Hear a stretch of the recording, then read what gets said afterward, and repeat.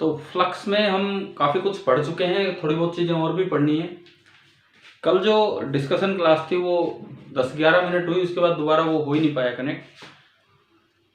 तो वो remaining part हम आज करेंगे। प्लस आपको सीपीपी नंबर नेक्स्ट 17 मिल गया होगा, मिल गया है ना? हाँ जी, सीपीपी 17 मिल गया आपको? ठीक है, तो आज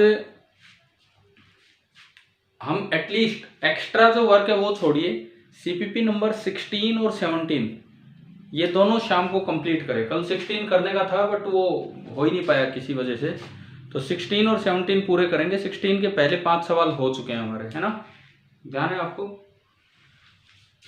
ठीक है, अब हम फ्लक्स में अपना काम आगे बढ़ाते हैं। पार्टिसिपेंट्स आ गए हैं कि नहीं, कितने हो गए हैं?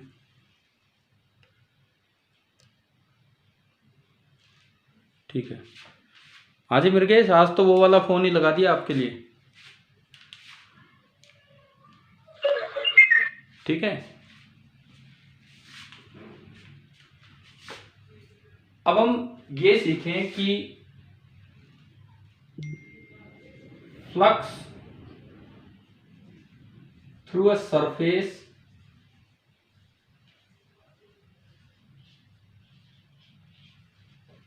if the charge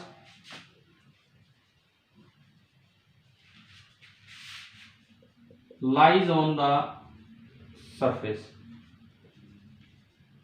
Flux through a surface if the charge lies on the surface. हम अंदर और बाहर देख चुके हैं, लेकिन अगर चार्ज बिल्कुल ही सरफेस पे लाई करता है तो उसमें हम कैसे फ्लक्स कैलकुलेट करेंगे, ये वाला पार्ट हम देखना चाहेंगे।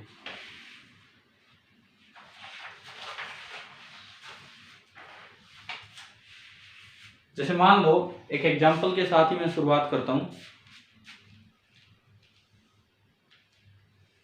एक क्यूब आपको दिया है,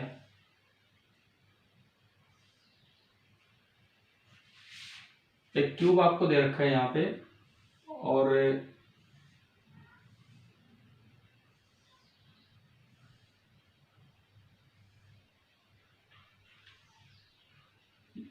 इस क्यूब के एक किसी कॉर्नर पे, इस क्यूब के मान लो किसी भी एक साइड आप कॉर्नर माने, और उस कॉर्नर पे चार्ज रखा है क्यू।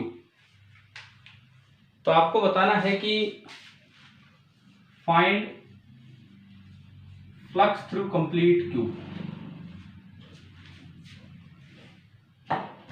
तो यहां पे अब ये दिक्कत होती है कि चार्ज अंदर है कि बाहर है, कितना पार्ट अंदर है कितना पार्ट बाहर है। बताओ इसका आंसर बताओ, अगर आपको कुछ आइडिया है तो इसका। ये कितना नहीं, मतलब फ्लक्स कितना होगा? फ्लक्स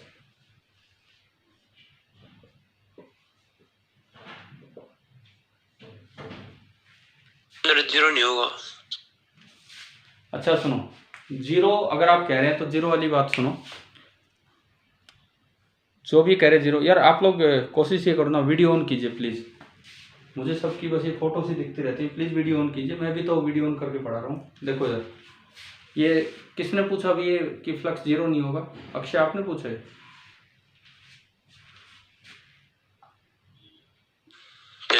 देखो सुनो, फ्लक्स जीरो होगा लेकिन कुछ फेसेज में से होगा। ये जो बाहर वाला फेस है इसमें से फ्लक्स जीरो होगा, ये जो इधर वाला पीछे फेस है इसमें से फ्लक्स जीरो होगा, और जो नीचे फेस है उसमें से फ्लक्स जीरो होगा। लेकिन 3 फेस सामने भी तो रह गए, एक ऊपर एक इधर और एक उधर। क्या इसकी फील्ड लाइन उनको क्रॉस करके जाएंगी कि नहीं? जाएंगे सर। इसकी जो फील्ड लाइन है इसको भी क्रॉस करेगी, इसकी फील्ड लाइन इसको भी क्रॉस करेगी और पीछे वाले को भी क्रॉस करेगी। तो 3 फेसेज में से तो फ्लक्स जीरो होगा, लेकिन 3 में से तो नॉन जीरो होगा। क्या ये बात समझ आई? ठीक है, अब मुझे flux through the whole cube बताना है। क्लोज सरफेस है तो गॉस थ्योरम आप लगा सकते हो, लेकिन इसमें ये डिसाइड करना मुश्किल हो जाता है कि कितना पार्ट अंदर है और कितना पार्ट बाहर है। एक बच्चे ने बोला भी था 1/8, बताया था अभी किसी ने 1/8। कैसे बताओ, कैसे 1/8 कैसे? बताइए 1/8 कैसे? सर जो चार्ज है कॉर्नर पे यहाँ पे हर जगह वो क्यूब लगा देंगे तो टोटल 8 क्यूब हो जाएंगे। हाँ ठीक है। 8 क्यूब। अब सुनो, वही करने का एक प्रॉपर तरीका देखिए कि वो 8 क्यूब कैसे क्या बना। आप ये बताओ, ये क्यूब जहां रखा है, जो एक शेप आपको दी है उसमें दो साइड्स के बीच का एंगल कितना है? कितना है? 90 डिग्री। ठीक है, तो अब सुनो, क्यू इन कितना होगा? क्यू इन होगा q by n, where n is equal to 2 times 360 degree upon theta. Cube का तो इसलिए भी आपको याद रहता है, मुझे लगता है सॉलिड स्टेट में बताई जाती है ये चीजें केमिस्ट्री में। Yes sir. है ना, तो इसलिए एक बार में दिमाग में आ जाता है। और भी तो कोई शेप आ सकती है, कोई भी और शेप आ सकती है। तो आप इसमें देखो, जितना भी दो साइड्स के बीच का एंगल है, कितना एंगल है? 90 डिग्री। तो सबसे पहले कर लो 360 degree by theta. 360 degree by theta कितना हुआ इस केस में? 4 हो गया। यानी कि चार और ऐसी मतलब 3 और ऐसी इमेजिनरी सरफेस लगाओगे, एक ये फेस बनेगा, एक ये फेस बनेगा और एक ये फेस बनेगा। ऐसे ऐसे ये क्यूब हो गई। इन 4 क्यूब्स की वजह से, ये जो मैंने अभी ग्रीन कलर में दिखाए हल्के हल्के, इन 4 क्यूब्स की वजह से क्यूब फेस सेंटर पे आ गया, बॉडी सेंटर पे नहीं, फेस सेंटर पे आया। ऐसे ही 4 अगर इनके आगे लगा दें, इसीलिए डबल किया है, ऐसे ही 4 अगर आप इनके आगे लगा दें तो ये डबल हो गया, और वो जो क्यू है वो बिल्कुल बॉडी सेंटर पे चला जाएगा। और बिल्कुल बॉडी सेंटर पे गया तो पूरे 8 क्यूब्स का जो क्लोज सरफेस बनेगा बाहर बाहर का, उसमें से क्यू बाई 8 एप्सिलॉन नॉट ना क्यू बाई एप्सिलॉन नॉट, और आठों के कुल मिला के लिए सिमेट्रिकल है तो सब में बराबर बराबर बटेगा। तो क्यू इन आप इस तरह से निकाल लेंगे, तो ये आपका बनेगा 2 इंटू 1/4 यानी कि 1/8। तो क्यू इन आपका हो गया Q/8, एंड जो फ्लक्स आपका बनेगा Q/8 एप्सिलॉन नॉट। ये बताओ, ये फॉर्मूला कैसे लगाया है, क्या ये समझ आ गया है क्या? Yes sir. ठीक है, तो अब आप सीपीपी नंबर 16 का क्वेश्चन नंबर 6 देखो, है ध्यान क्या था? प्रिज्म वाला। यस सर, एक इक्विलैटरल प्रिज्म था, उसके एक कॉर्नर पे चार्ज था। हाँ, तो अब मैं उस सवाल पे चलूं या आप करें? आप बताओ, मैं बता देता हूं आपके लिए, डायग्राम बना देता हूं मैं। ये मिटाऊ ना, ये हो गया। ठीक है, लो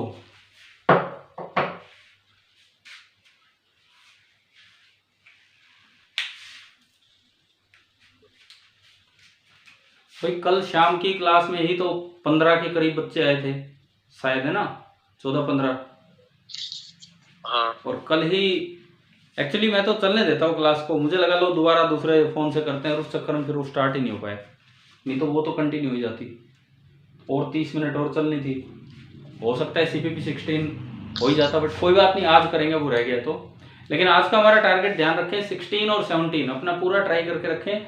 16 का 5 सवाल मैंने कल करवा दिए थे, और छठा सवाल ये अभी आ रहा है। CPP 16 का 6th क्वेश्चन अभी आ रहा है, ये हम अभी डिस्कस कर रहे हैं। मिटा दूं भाई, हो गया तो? मिटा दो। ठीक है,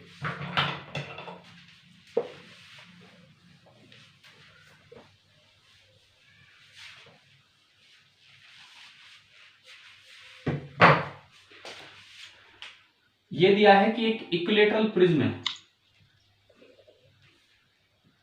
एक प्रिज्म का एक एंगल कितना होता है इक्विलैटरल प्रिज्म का?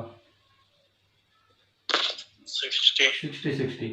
और प्रिज्म तो ऐसे बनेगा, देखो मैं आपको प्रिज्म बनाने का तरीका बताता हूं। इसके ऊपर एक लाइन लगा दो, इसके ऊपर भी एक लाइन लगा दो, इतनी लंबी इसके ऊपर लाइन लगा दो, 3 पैरेलल लाइन लगा दो, और उनको पीछे यूं ज्वाइन कर दो।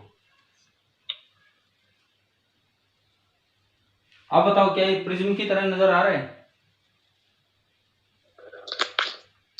ठीक है, प्रिज्म बनाने का तरीका, ट्रायंगल बनाओ, तीनों कॉर्नर से ऊपर की तरफ 3 स्ट्रेट लाइन बनाओ और पीछे की तरफ से ज्वाइन कर दो, बन गया एक प्रिज्म। आपको दिया गया है कि प्रिज्म के एक कॉर्नर पे एक कोई चार्ज है Q, और बताया है कि भाई जो फ्लक्स है इस प्रिज्म में से, सर अगर इसका बेस भी अगर ट्रायंगुलर हो तो वो कौन सा प्रिज्म होता है? नहीं, फिर प्रिज्म कहाँ होता है? उसमें इक्विलेटरल प्रिज्म कहा था, तो नीचे भी ट्रायंगल नहीं आना चाहिए। ना, प्रिज्म में ट्रायंगल नीचे थोड़ी होता है यार। प्रिज्म में तो केवल दो पिरामिड हो जाएगा। सुनो, प्रिज्म में केवल, एक और मेरी बात सुनो, 10th क्लास में जब प्रिज्म आता है, आप ऑप्टिक्स में पढ़ते तो वहाँ बड़ा क्लियर सा लिखा होता है एनसीईआरटी टेक्स्ट बुक में भी कि प्रिज्म में केवल 2 फेस ट्रायंगुलर होते हैं और बाकी इधर और नीचे 3 फेस रेक्टेंगुलर होते हैं। पता है नहीं आपको? Yes sir. अगर आप नीचे भी ट्रायंगल लेके और ऊपर एक पॉइंट लेके और सारे ट्रायंगल, वो पिरामिड की फॉर्म ले लेगा वहां पे, ठीक है? तो मैंने आपको एक प्रिज्म बनाना सिखा दिया है कि बनाना भी कैसे है। और ये प्रिज्म में से जो फ्लक्स बोलता है, flux through a single prism, that is Q upon N epsilon not. तो मतलब ये जो Q इन है जिसको हम Q बाई N बोलते हैं, तो मुझे N निकालना, तब तो मेरे पास एक फॉर्मूला आ गया N का, 2 टाइम्स 360 डिग्री अपॉन थीटा। समझ आया ना ये फॉर्मूला? Yes sir. वो है वही, सबसे पहले 360 डिग्री अपॉन थीटा, थीटा कितना 60, तो 360 डिग्री अपॉन 60 कितना है ये 6 आ गया। 6 आने का मतलब है कि आपको टोटल उसके प्लेन में पीछे पीछे ऐसे ऐसे 6 बनाने पड़ेंगे। एक तो ये है, एक दूसरा हो जाएगा, एक फेस दूसरे का 60 डिग्री ये बनेगा, एक तीसरा हो जाएगा, एक फेस तीसरे का 60 डिग्री ये बनेगा, एक चौथा हो जाएगा, एक फेस चौथे का 60 डिग्री ये, एक आपका पांचवा हो जाएगा, एक फेस पांचवे का 60 डिग्री ये, और एक ये छठा हो जाएगा, एक फेस छठे का। ये सारे के सारे पीछे की तरफ है, ये पीछे की तरफ है यूबे में, ठीक है? तो अगर हम यहां देखें तो टोटल 6 प्रिज्म का 1/6 पार्ट इसके पास है, लेकिन इससे तो ये फेस सेंटर पे आया है। बॉडी सेंटर पे लाने के लिए इतने ही और इसके सामने रखने पड़ेंगे। इतने ही अगर मैं इसके सामने रखूं तो ये आपका 6 × 2 12, तो 12 के लिए इक्वली डिवाइड करोगे तो Q हो जाएगा Q/12 और फ्लक्स आ जाएगा ये, यानी कि N की वैल्यू इस क्वेश्चन में कितनी होगी आपकी 12 होगी। अभी बताओ क्या ये क्वेश्चन आपको समझ आ गया?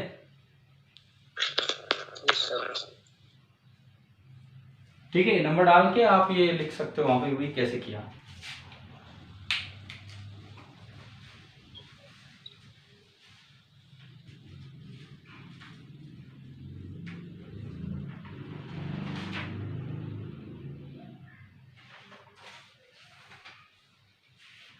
अच्छा, मैंने देखो अभी पीछे वो क्यूब वाला करवाया, एक बच्चे ने जवाब दिया था 0, तो मैंने आपको ये भी बता दिया 3 फेस ऐसे हैं जिनमें से फ्लक्स कितना होगा 0 होगा। वो आ गया ना, 0 होगा। और पूरे में से फ्लक्स कितना है Q/8 एप्सिलॉन नॉट, ठीक है? रिमेनिंग 3 फेसेस के लिए वो बिल्कुल सिमेट्रिकली रखा है। वो अगर उस कॉर्नर पे रखा है तो एक सामने इधर, एक सामने इधर, एक सामने ऊपर, तो पूरा फ्लक्स बाकी 3 में से कैसे डिवाइड होगा, कितना कितना?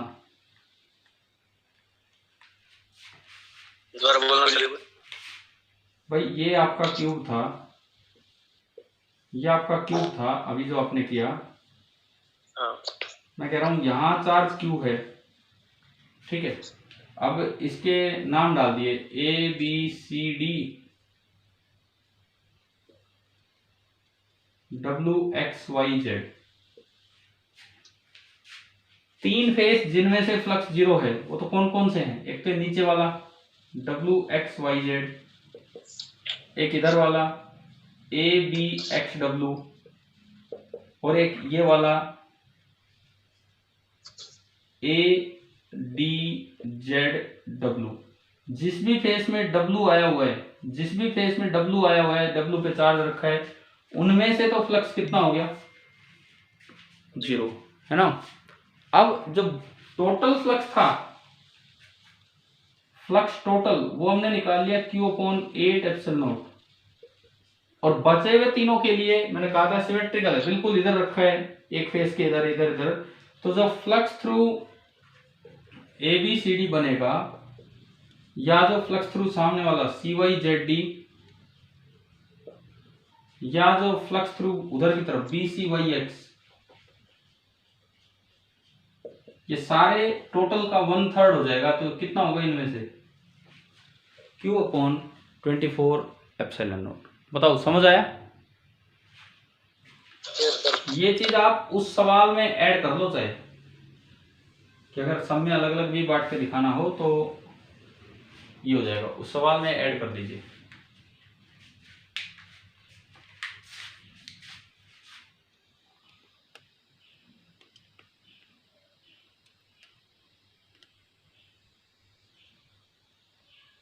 क्यूब में सर 2 चार्ज हो, क्या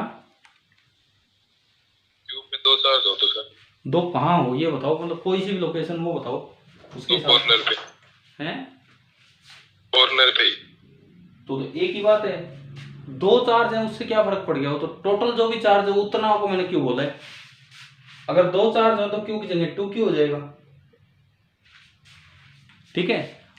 कॉर्नर पे अलग अलग कॉर्नर पे जब भी कोई नहीं, उसका भी 1/8 पार्ट अंदर होगा, इसका भी 1/8 पार्ट अंदर होगा।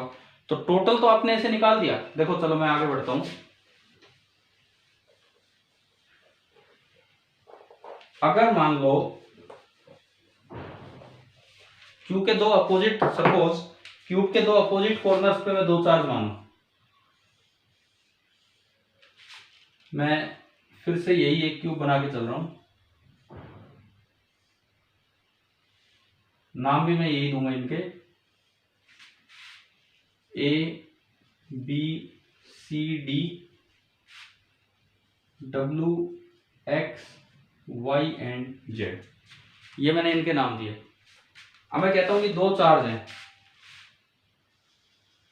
इक्वली मैं मान लेता हूं, ये Q है और एक डायगोनली अपोजिट कॉर्नर पे Q है।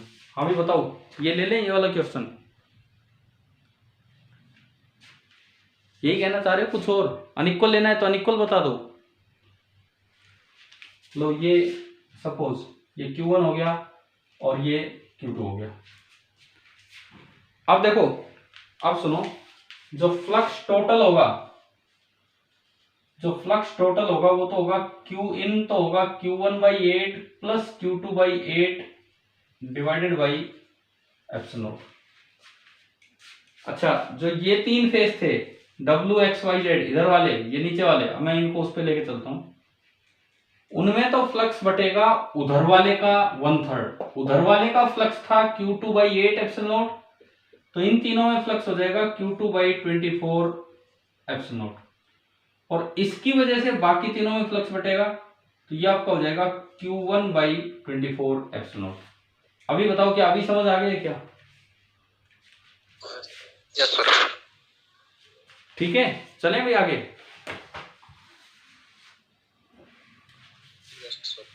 ठीक, सर अगर अनसिमेट्रिकल चार्जेस हो तो? अनसिमेट्रिकल में फिर डिस्ट्रीब्यूशन नहीं हो पाएगा, फिर आप अलग अलग फेज पे नहीं बता पाएंगे। जैसे मान लो सपोज इसी क्यूब में अगर अनसिमेट्रिकल डिस्ट्रीब्यूशन आता है तो फेसेज से बताना मुश्किल हो जाता है। इसी क्यूब में ये आपका, फिर से मैंने क्यूब लिया,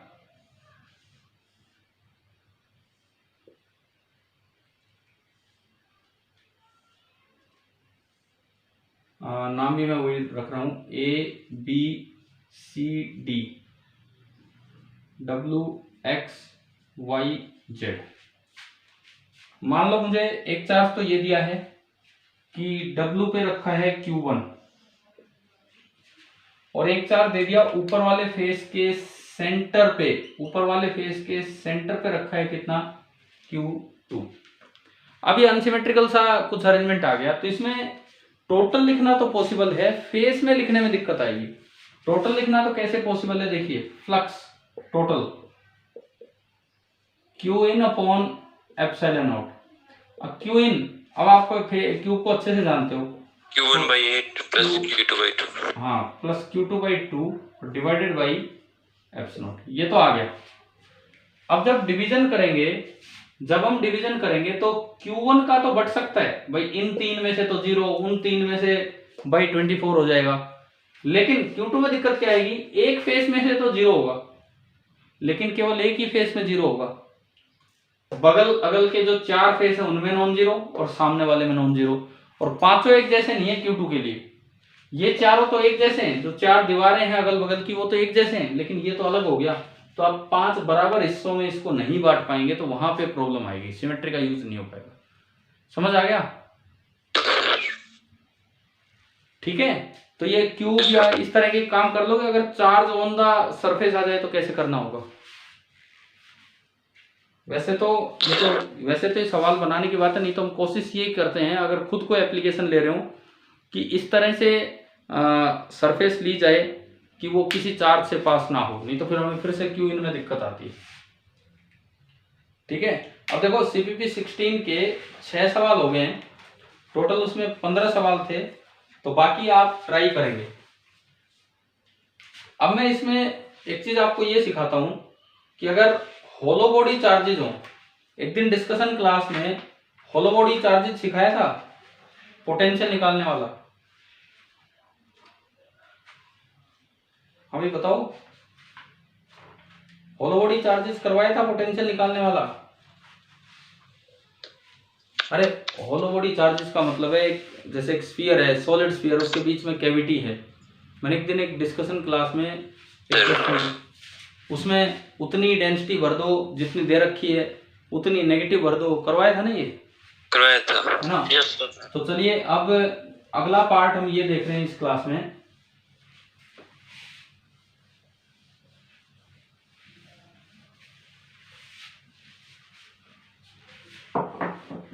होलो बॉडी चार्जेस, यूं लिख लो, field in the cavity of a hollow body charge।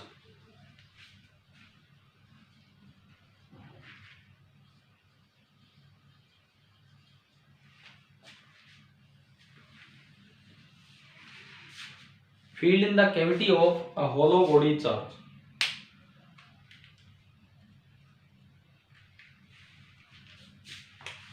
जैसे मान लो ये कोई एक स्फीयर है,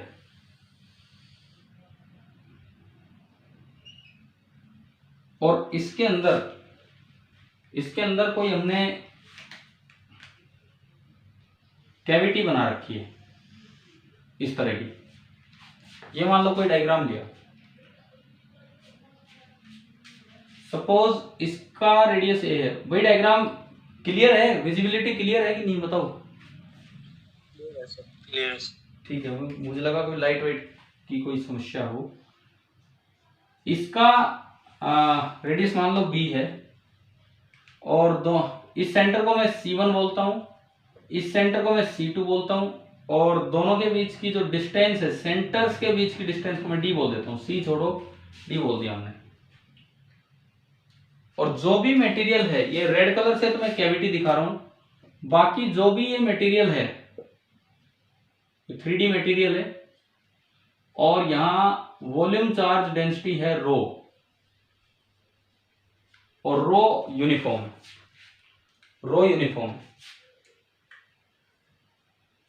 आपको ये बताना है कि इस कैविटी के अंदर किसी भी पॉइंट पे फील्ड कितना होगा।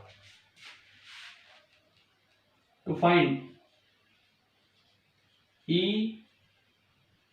इनसाइड कैविटी, किसी भी पॉइंट पे, ये हमारा टारगेट है कि भाई इस कैविटी के अंदर कितना फील्ड होगा।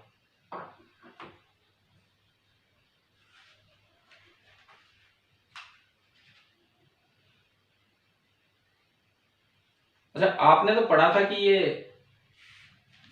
कैविटी के अंदर तो अगर कोई चार्ज ना हो तो फील्ड 0 होता है, बताओ, पढ़ा था ये? Yes sir. फिर यहां कैसे आ गया फील्ड? उसमें और इसमें क्या फर्क है?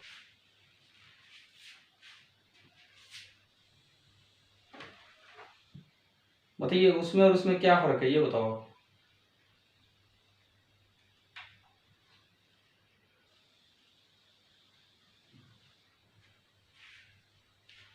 देखो वो पढ़ा था आपने कंडक्टर के लिए, समझ आ रहा है, वो चीज जो आपने पढ़ी थी वो एक कंडक्टर के लिए पढ़ी थी, कंडक्टर की बॉडी में। और अगर कंडक्टर होगा तो क्या पूरे के अंदर चार्ज रो रह सकता है क्या ऐसे? कंडक्टर में तो चार्ज सरफेस पे आ जाता है। तो ये दरअसल कंडक्टर नहीं है, ये कैसा स्फीयर है, नॉन कंडक्टिंग बोलिए या यूं कहें ये कैसा स्फीयर है आपका, डाइलेक्ट्रिक स्फीयर। ठीक है, ये आपका है डाइलेक्ट्रिक स्फीयर। अब इन्होंने कहा है कैविटी के अंदर कहीं भी आप फील्ड निकालो, तो भाई बताओ कहीं भी का तो पता नहीं क्या मतलब है। सपोज मैंने कैविटी के अंदर कोई पॉइंट ले लिया, कोई भी अपना फील्ड पॉइंट, मैं कहता हूं कि मैं एक ये पॉइंट लेके चल रहा हूं ए, मैं इस C2 को थोड़ी देर के लिए हटा रहा हूं, ये मैंने कैविटी के अंदर कोई एक पॉइंट ए ले लिया और मुझे नेट फील्ड निकालना है ए पे। तो तरीका ये होता है कि जो खाली जगह है, जो ये कैविटी है, आप यूं मान लो कि इसके अंदर दो तरह का मटेरियल भरा हुआ है। एक तो वही डेंसिटी का चार्ज डेंसिटी है, ये कोई मास डेंसिटी नहीं है। ये जो रो हम लेके चल रहे हैं ये क्या है, इसकी चार्ज डेंसिटी। तो यहाँ पे कैविटी में एक तो भरा हुआ है रो, और अगर रो भर दिया तो उसके साथ क्या मानना पड़ेगा, माइनस रो। अब देखो रो पूरा मानते ही क्या ये पूरा गोला बन गया रो डेंसिटी का? एक तो पूरा बड़ा गोला बना, मैं छोटा इसलिए बना रहा हूं कि जगह कम है बोर्ड पे।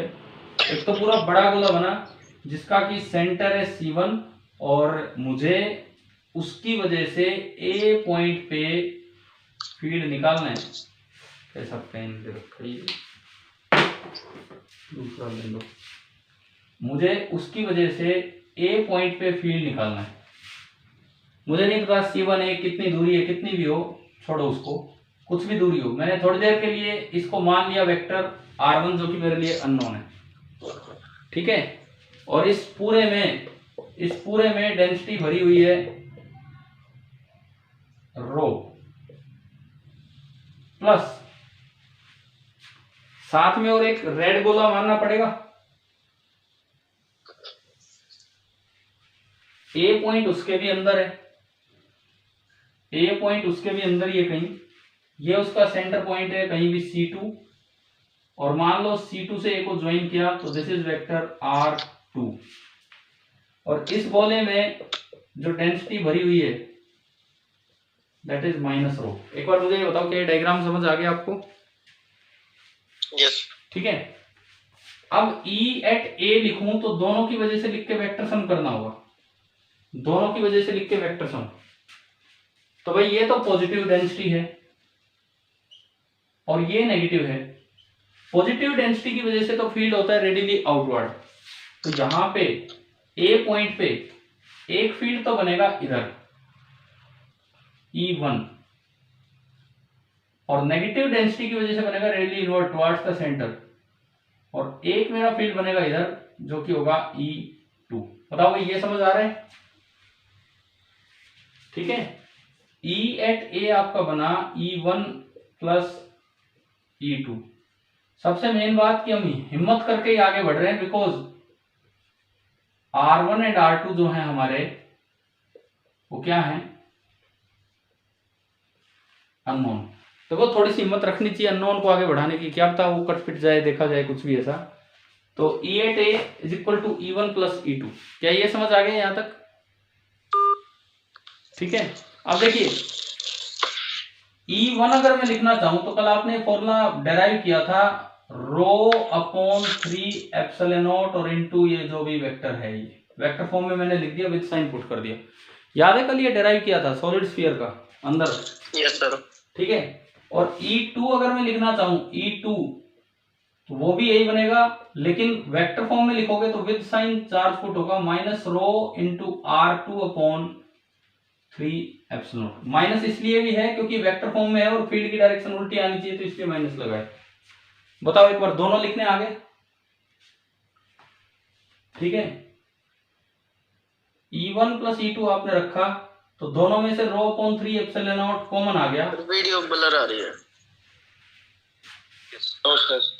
No sir.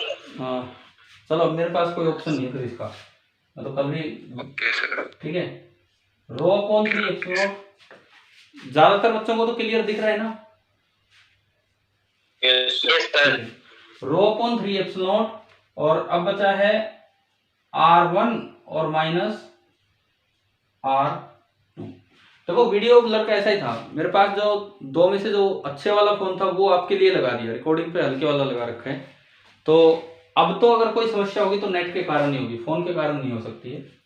तो रो upon 3 epsilon not into R1 minus R2, यहां तक क्लियर हो गया सभी को, है ना? अब देखो R1 माइनस R2 क्या है, अगर मैं उसको सोचूं, आपका ये वेक्टर है R1 C1A, minus A2 vector कौन सा है, माइनस R2। क्या ये वेक्टर को मैं लिख सकता हूं माइनस R2 वेक्टर? भाई जब C2A आपका R2 था तो AC2 को मैं माइनस R2 लिख सकता हूं? बताओ। ये आपका वेक्टर है R1, ये वेक्टर R2, तो माइनस R2 क्या बनेगा, AC2 बनेगा। बताओ समझ आ रहा है? अरे बोलो, क्लियर है कि नहीं? Yes sir. ठीक है, तो अब ये वेक्टर देखो आप, ये वेक्टर C1 C2, अगर मैं इसमें ट्राइंगल लॉ लगाऊं, ट्राइंगल लॉ, तो क्या R1 में माइनस R2 जोड़ने पे C1 C2 वेक्टर बन रहा है कि नहीं? इन दोनों का सम है ना। तो ये E8A आ गया रो upon 3 epsilon not into vector C1 C2, और ये एक बड़ा खास रिजल्ट आ गया, ये इंडिपेंडेंट आ गया R1 और R2 से। This is independent of position inside cavity. Cavity के अंदर जगह नहीं है भाई, मैं बोल रहा हूं, अब अगर ना भी दिख रहा हो तो, independent of position inside cavity. A पे डिपेंड ही नहीं कर रहा, ना R1 पे कर रहा ना R2 पे। तो मुझे एक और खास बात पता लगी कि अंदर फील्ड यूनिफॉर्म है। ये पता लगा कि E inside the cavity that is uniform, और जो उसका मैग्नीट्यूड है, E का जो मैग्नीट्यूड है अंदर, वो तो ये है, देखो रो अपॉन 3 एप्सिलॉन नॉट, और C1 C2 की लंबाई कितनी है? क्वेश्चन देख के बताओ, C1 C2 की लंबाई D, तो ये कांस्टेंट आ गया। और जो E कैप है that is along C1 C2 vector. ये आपका हो गया। ये खास रिजल्ट क्या आया है, मैं एक बार डायग्राम मिटा के दोबारा बना के दिखाऊंगा फाइनली क्या डायग्राम आया। आप ये नोट कीजिए लेकिन पहले कि कैविटी के अंदर फील्ड, स्फीयर के अंदर स्फीयर लेने पे यूनिफॉर्म आ रहा है।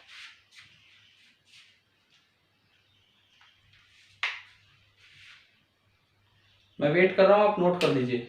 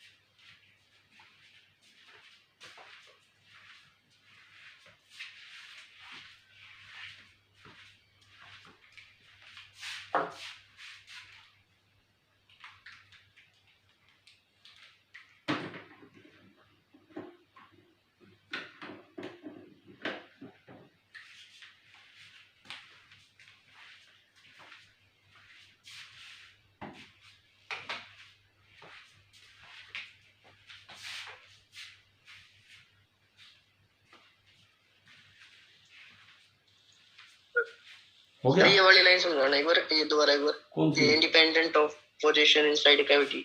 देखो अगर मैं ए पॉइंट को इधर उधर करूंगा तो R1 चेंज होगा और R2 चेंज होगा। ए पॉइंट को मैं कैविटी के अंदर कहीं ले जाऊंगा, R1 R2 चेंज होगा ना। तो अगर ये फील्ड R1 और R2 पे डिपेंड कर रहा होता तो E डिपेंड करता है ए की पोजीशन पे।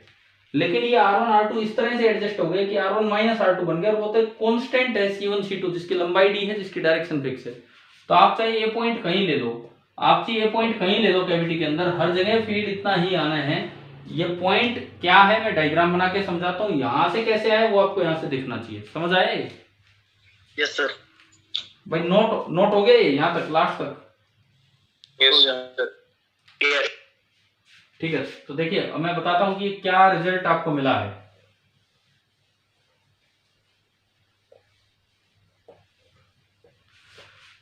रिजल्ट आपके सामने यह आया है कि सपोज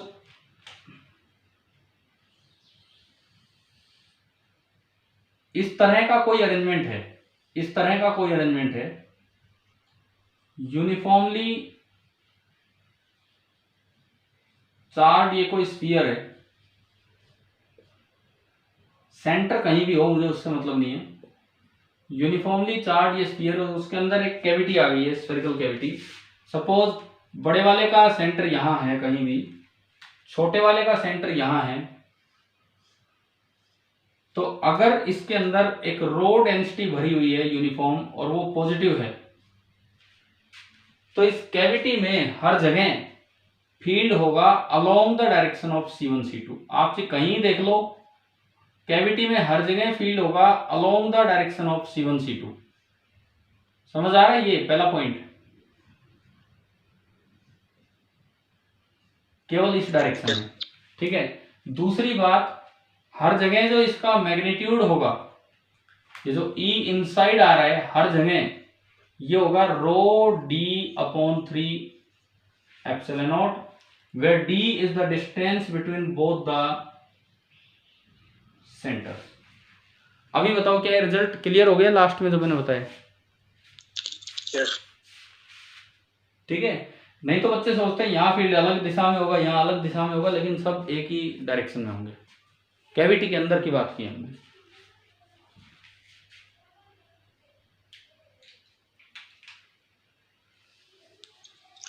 कोई डाउट इसमें तो पूछिए। सर अगर स्फेरिकल कैविटी ना हो तो फिर कुछ भी हो सकता है, वो मैं नहीं कह रहा हूँ।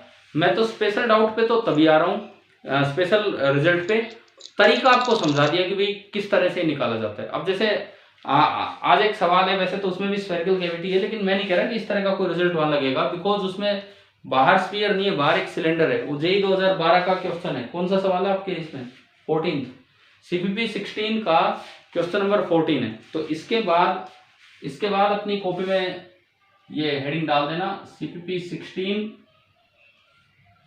क्वेश्चन नंबर 14, और एक पेज उसके लिए छोड़ देना और खुद ट्राई करना। आंसर मैं शायद कल बता चुका हूं, आंसर बता दिए ना उनके।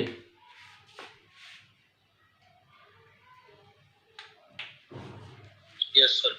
ठीक है, तो आज शाम से पहले अपना ये ट्राई करके रखना, ये वाला पार्ट।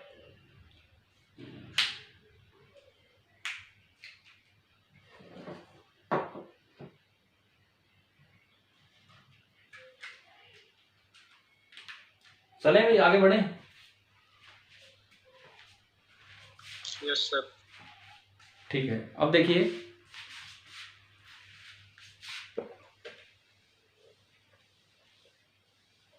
हमने कभी एक रिजल्ट पढ़ा था, बड़ा ही मैंने कहा था क्रांतिकारी सा रिजल्ट है, कुछ हो जाओ ये तो रहेगा।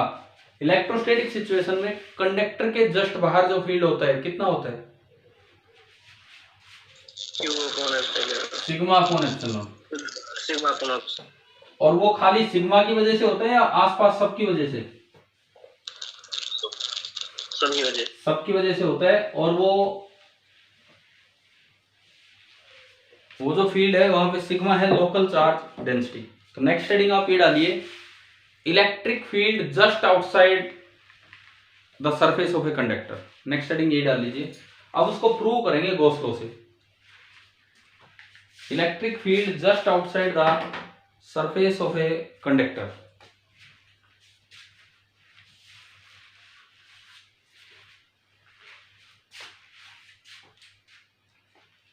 Electric field just outside the surface of a conductor. डालिए ना हेडिंग। देखो हम नहीं कह रहे कि कोई स्फीयर है, कैसी भी शेप का ये एक कंडक्टर है।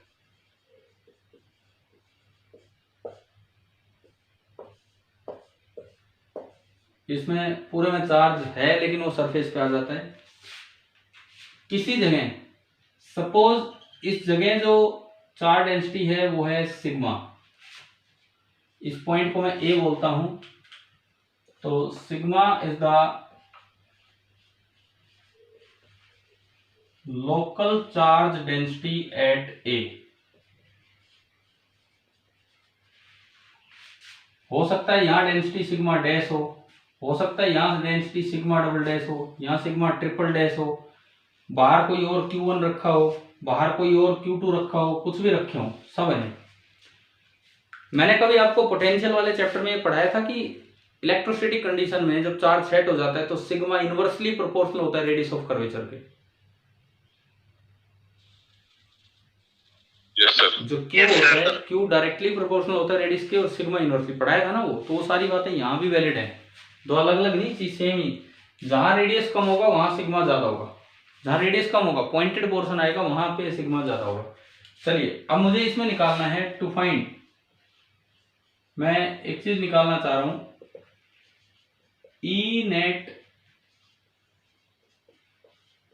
जस्ट आउटसाइड ए। ई नेट क्या होगा, ए के जस्ट बाहर, वो मुझे निकालना है। तो मैंने एक गॉसियन सरफेस बनाई। कैसी गॉसियन सरफेस बनाऊंगा सुनिए, छोटा सा ही मैं एरिया लूंगा, बहुत बड़ा नहीं, छोटा सा एरिया लूंगा। सपोज ये डीएस एरिया लिया, एक सिलेंड्रिकल सरफेस बनाई जो इसको चीरते हुए आगे जा रही है इस तरह की। ये जो एरिया है ये एरिया मैंने माना डीएस, और ये कर्व्ड एरिया है। अच्छा एक चीज हम जानते हैं कि कंडक्टर की सरफेस पे जो फील्ड होता है वो नॉर्मल होता है, पता है हमें। कंडक्टर की सरफेस पे फील्ड हमेशा परपेंडिकुलर होता है इलेक्ट्रोस्टैटिक कंडीशन में, पढ़ रखा नहीं हमने पहले। Yes sir. ठीक है भाई, या तो फील्ड बाहर होगा या अंदर होगा, कहीं भी हो। सपोज पता नहीं कहाँ है, मैंने मान लिया बाहर है, तो जस्ट आउटसाइड द सरफेस जो फील्ड है वो बाहर है, और सबकी वजह से देखना होता है तो ये आपका ई नेट है। सबकी वजह से ये देखना होता है, जो आपकी गोसलो वाली इक्वेशन है वो कहती है कि close integral of E dot d s, या बल्कि मैं कहूं E net dot d s, ये सबकी वजह से था, is equal to q in upon epsilon. ठीक है ये था। अच्छा कंडक्टर की बॉडी के अंदर ई इनसाइड हम पढ़ चुके हैं कि ई इनसाइड कितना होता है, 0 पढ़ा है ना ये हमने। कंडक्टर की बॉडी के अंदर जो इलेक्ट्रिक फील्ड होता है वो 0 होता है। तो अब देखो ये तो आपका फ्लक्स बाय डेफिनेशन है, this is flux by definition, and ये वाला जो आपका बनेगा this is flux by Gauss law, है ना। कल हमने जितनी एप्लीकेशंस की सब में हम दो बार फ्लक्स निकाल रहे थे, एक बार डेफिनेशन से एक बार गॉस लॉ से, और उन्हें इक्वेट कर रहे थे, ऐसा किया था हमने। Yes sir. ठीक है तो चलिए मैं एक बार फ्लक्स बाय डेफिनेशन निकालता हूं। तो बाय डेफिनेशन सिलेंड्रिकल सरफेस में आपको याद होगा कि फ्लक्स लिखने का तरीका होता है, एक तो फ्लक्स निकालो थ्रू फ्लैट सरफेस, और एक फ्लक्स निकालो थ्रू कर्व्ड सरफेस। ये था, दो फ्लैट सरफेस है, अंदर वाली फ्लैट सरफेस में से फ्लक्स कितना होगा बताओ, 0, क्योंकि ई डॉट डीएस करोगे तो अंदर ई ही कितना है, 0, और बाहर वाली फ्लैट सरफेस में से फ्लक्स, इंटीग्रेशन की जरूरत ही नहीं है, इंटीग्रेशन तब होता है जब बड़ा हो। दरअसल इंटीग्रेशन तब होता है जब ये बड़ा हो, ये तो छोटी सी सरफेस है, तो ये तो केवल एक बार प्रोडक्ट आएगा। E इंटू डी एस भी नॉर्मल होता है, तो E net into D S into cos 0 1। तो आप बताओ ये फ्लक्स थ्रू फ्लैट सरफेस निकालना आ गया, है ना, समझ आया।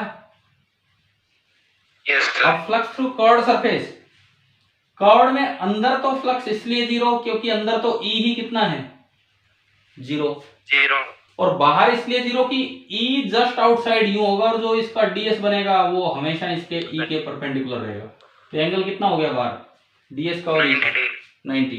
तो अंदर भी 0 और बाहर भी 0, इन आउट। तो कुल मिला के जो फ्लक्स आया वो कितना आया, ई नेट इंटू डीएस। हाँ जी, क्लियर हुआ ये। तो ये जो इधर वाली साइड है ये आपकी आई ई नेट और इंटू डीएस बराबर उधर की तरफ क्यू इन। देखो अगर सिलेंडर का ये प्लेन एरिया डीएस है, अगर सिलेंडर का प्लेन एरिया डीएस है तो कितना पार्ट कंडक्टर का सिलेंडर के अंदर है, कितना एरिया कंडक्टर का सिलेंडर के अंदर है। कल भी बताया था ये तीसरी सिमेट्री में, अगर सिलेंडर का प्लेन सरफेस का एरिया डीएस है तो कंडक्टर का कितना एरिया सिलेंडर के अंदर है। ये इतना छोटा है कि आप इसे लगभग कितना मान सकते हैं, डीएस। ये यूं ना समझना कि ये टेढ़ा मेढ़ा हो गया, ये बहुत छोटा है, डीएस मतलब वेरी स्मॉल। तो ये एरिया भी हम कितना मान सकते हैं, डीएस मान सकते हैं। और यहाँ चार्ज डेंसिटी है सिग्मा, तो यहाँ जो क्यू बनेगा वो बनेगा सिग्मा डीएस और अपॉन एप्सिलॉन नॉट। अभी बताओ क्या समझ आ गया है कि नहीं। सर ये जो 5 करोड़ का है एक बार दोबारा बताना। 5 करोड़ वाला लक्स, हाँ देखो करोड़ का एक पार्ट अंदर है और एक पार्ट बाहर है। हाँ अंदर तो ई इन ही 0 है, अंदर तो ई ही नहीं है, तो इसलिए ई डॉट डी एस कितना हो गया, 0। और बाहर just outside the body E net perpendicular होता है, जबकि जो कर्ड सरफेस का एरिया है ये इधर और इधर और इधर और उधर बनेगा। तो ई नेट के डीएस जो बनेगा, डीएस वो ई नेट के क्या रहेगा, परपेंडिकुलर। तो बाहर ई नेट डॉट डीएस आपका कितना हो जाएगा, 0। कोई डाउट है तो इसमें पूछो अभी, अगर नहीं समझ आया तो। सर कर्व का एरिया वहां से भी तो होगा जहाँ से फील्ड निकल रही है, फील्ड के पैरेलल होगा हैं, एक मिनट दोबारा बताओ क्या।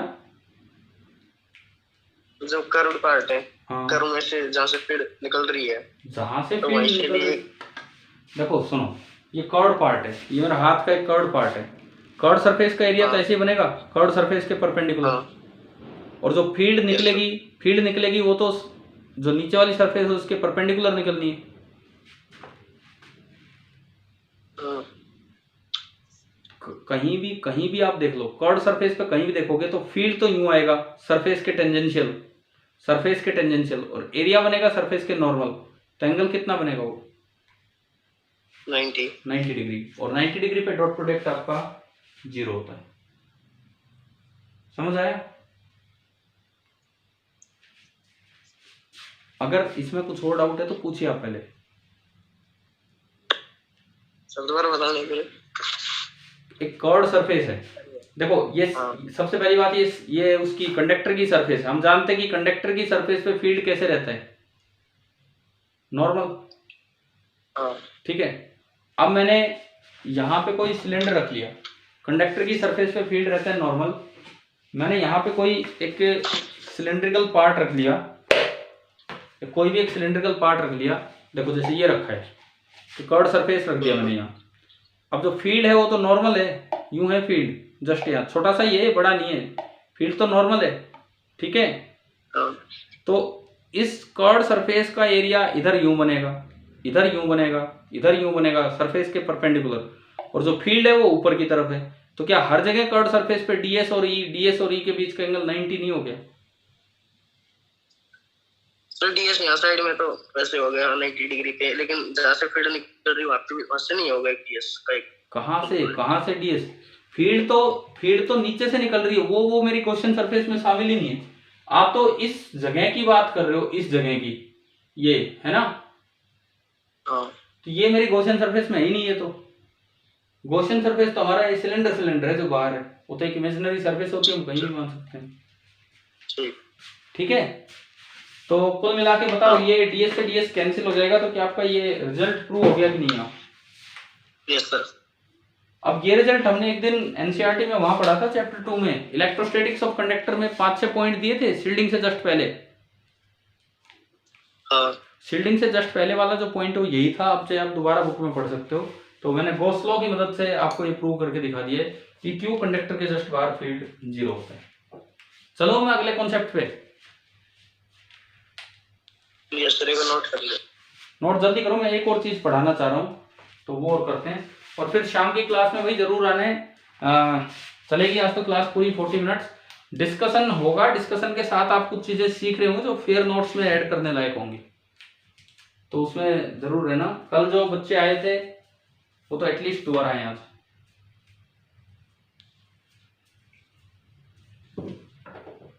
वैसे तो आपको अटेम्प्ट करके आना चाहिए, लेकिन अगर अटेम्प्ट नहीं भी किए हो तब भी आना।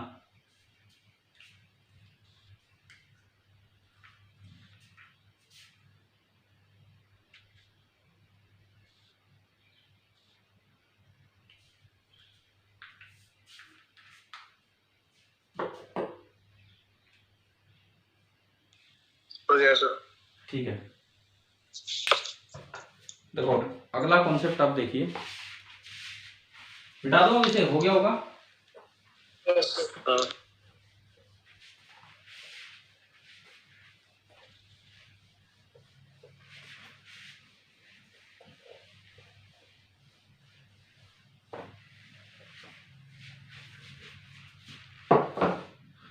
देखिए, आप हेडिंग डाल लो redistribution of charges, redistribution of charges on the parallel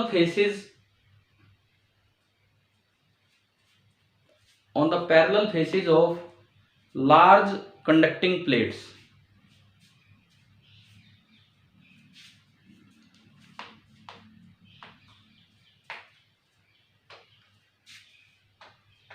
Redistribution of charges on the parallel faces of large conducting plates. दो बड़ी बड़ी प्लेट्स मैंने ली, एक ये प्लेट ली, थोड़ी सी मैंने थिकनेस दिखाई है, बड़ी ही प्लेट है, प्लेट है, लाइन नहीं है, पूरी प्लेट है। इस तरह से एक प्लेट मैंने इसके सामने ली, लार्ज प्लेट है, पैरेलल है। अब हमें इन पे चार्जेस को रीडिस्ट्रीब्यूट करना है। सपोज मैंने इस पे चार्ज देके छोड़ा Q1 और इस पे चार्ज देके छोड़ दिया Q2, और ये दोनों कंडक्टर्स हैं। अगर इस Q1 के सामने ये ना रखा होता, अगर इस Q1 के सामने ना रखा होता तो ये अपने आप दोनों साइड बराबर बराबर बढ़ जाता, Q1/2 and Q1/2। Non conductor होता तो जाम देते वहीं रह जाता, कंडक्टर है तो दोनों साइड बढ़ जाता। बताओ ये बात समझ आ रही है कि अगर Q2 नहीं होता तो इसका बंटवारा होना था Q1/2 and Q1/2। Yes sir. और अगर Q1 नहीं होता तो इसका बंटवारा होना था Q2/2 एंड Q2/2। लेकिन आमने सामने आने से एक दूसरे को डिस्टर्ब करेंगे। तो अब देखिए, सपोज Q1 का X पार्ट यहां आया तो इधर कितना बचा होगा? Q1 माइनस हाँ, X। ये थिकनेस नेग्लेजिबल है, तो दो ही फेस है। एक साइड X पार्ट आया तो दूसरी साइड आपको बचा होगा Q1 माइनस X। पहले मैं X निकालूंगा, कैसे निकालूंगा X वो सुनिए आप। कंडक्टर की बॉडी के अंदर नेट फील्ड कितना होता है? 0। जीरो फील्ड तभी होगा जब जितना चार्ज इधर है उतना ही चार्ज उधर हो। क्यों? क्योंकि लार्ज प्लेट का फील्ड डिस्टेंस से इंडिपेंडेंट होता है। हमने पढ़ा है sigma by epsilon not 2 epsilon not वो फॉर्मूले। लार्ज प्लेट का फील्ड डिस्टेंस से इंडिपेंडेंट होता है, तो इस पॉइंट के इधर जितना चार्ज है उतना ही उधर होना चाहिए। कितनी दूर रखा उससे मुझे मतलब नहीं। तो इस पॉइंट के इधर कितना चार्ज है, इस पॉइंट के इधर कितना चार्ज है?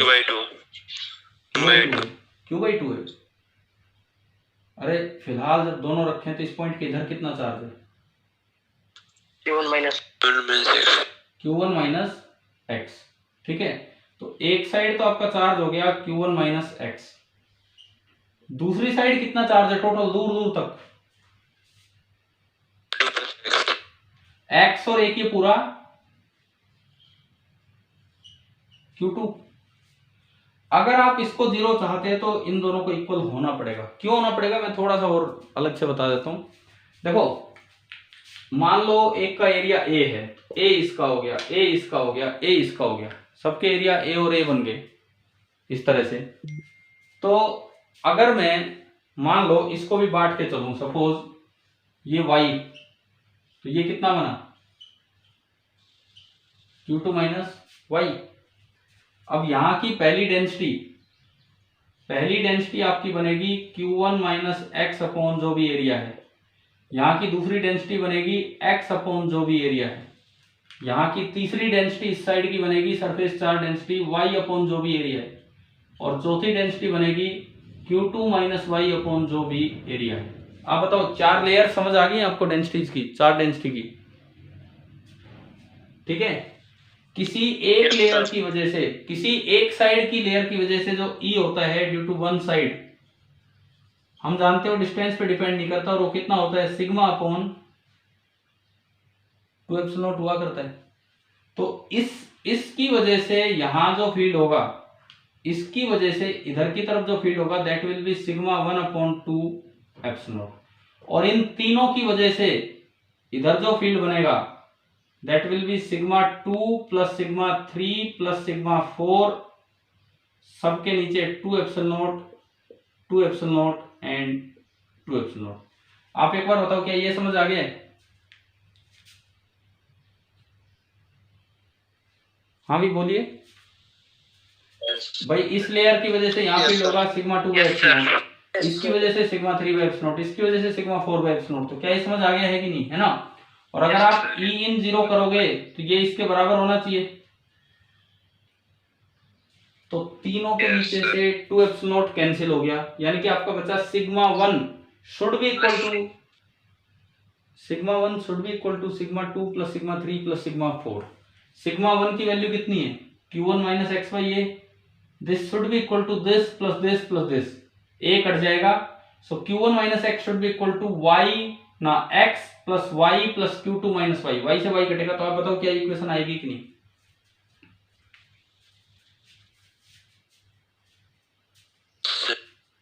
Yes sir. तो मतलब एक ये इतना टाइम लगे, मैंने वो इक्वेशन आपको डायरेक्ट बनानी सिखा दी आगे के लिए इस तरह के केसेज में। समझ आया? Yes sir. आप क्या करो, ऐसी चीज 10 प्लेट हो, ऐसी चीज 5 प्लेट हो, पहली प्लेट पे चार्ज का बंटवारा कर लो इधर और इधर। पहली प्लेट पे आप चार्ज का बंटवारा कर लीजिए इधर और इधर। फिर इसके अंदर एक पॉइंट मानो, जितना चार्ज इधर है उतना इस पे प्लस 10 प्लेट और हो, सबका टोटल सम कर दो, ये बराबर होगा। तो आप बताओ क्या फर्स्ट इक्वेशन आपको बनानी आ गई है? तो यहां से 2x कितना आया? Q1 माइनस Q2, और x कितना आ गया? Q1 minus Q2 upon 2। चलो भाई ये बताओ, पहली प्लेट पे चार्ज का बंटवारा समझ आया? ठीक है। अब अगर मैं ये जो आपकी 4 प्लेट्स हैं, तो मुझे इसका तो बंटवारा समझ आ गया। इस साइड चार्ज है x कितना आया?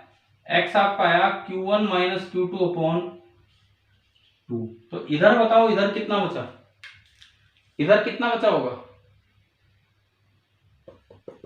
Q1 minus x. Q1 में से घटा के बताओगे कितना बच रहा है?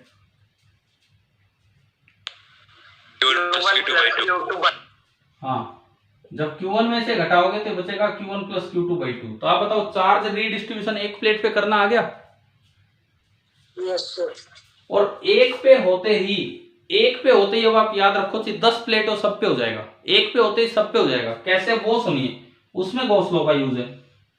आपकी ये जो अगली प्लेट है, आप एक चीज याद रखें, गॉस लॉ से प्रूव होगा कि दो पैरेलल कंडक्टर्स के आमने सामने वाले फेस पे हमेशा इक्वल एंड अपोजिट चार्ज आएगा। अगर यहां x आया है तो सामने उस पे टोटल कितना भी हो, एक बात याद रख लो अच्छे से, अगर ये कंडक्टर्स हैं, यहां x आया है तो फिक्स है कि सामने माइनस एक्स आएगा। क्यों, ये हम गॉस लॉ से देखेंगे, अभी समय नहीं है तो आपका होमवर्क रहेगा ये प्रूव करना। लेकिन अभी देखिए, अगर यहां ये x आया है तो सामने कितना आएगा? Minus of x. ठीक है, क्यों, ये चीज हम प्रूव करेंगे गॉस लॉ से। आप पहले तो ये बताओ, एक प्लेट का बंटवारा करना आ गया आपको चार्ज का, है ना? अब तो 10 प्लेट हो, ऐसे करेंगे, यहाँ x आया, सामने माइनस एक्स, इधर कितना, टोटल में से माइनस एक्स घटा दो। टोटल किसना इसका, कितना इसका? Q2 में से माइनस एक्स इधर आया, इधर बचेगा Q2 माइनस माइनस एक्स, यानी कि कितना बचा? कितना बचा? Q2 plus x. समझ आ गया? Yes sir. ठीक है, तो Q2 प्लस एक्स भी कितना बचना है, देखो आप एक बार।